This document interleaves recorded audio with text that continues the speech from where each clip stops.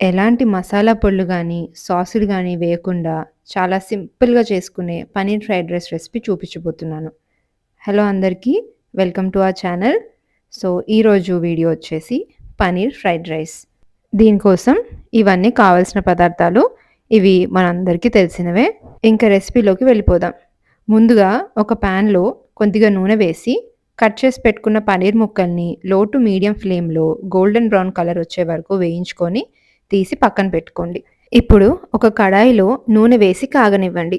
నేనైతే ఇక్కడ cast iron కడాయి వాడుతున్నాను. నూనె కాగిన తర్వాత వెల్లుల్లి ముక్కలు, పచ్చిమిర్చి ముక్కలు వేసి వేయించుకొని, క్యారెట్ ముక్కలు, బీన్స్ ముక్కలు వేసి హై ఫ్లేమ్‌లో 2 నిమిషాల పాటు, అలాగే క్యాబేజ్ ముక్కలు హై ఫ్లేమ్‌లో 1 నిమిషం పాటు వేయించుకోండి.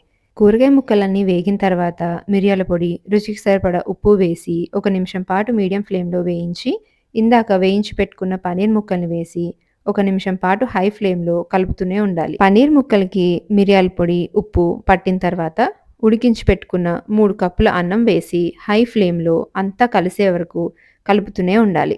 ఈ స్టేజ్‌లో ఉప్పు సరిచూసుకొని కొద్దిగా కారం వేసి కలిపి స్ప్రింగ్ ఆనియన్స్‌తో గార్నిష్ చేసుకుంటే simple paneer fried rice ready.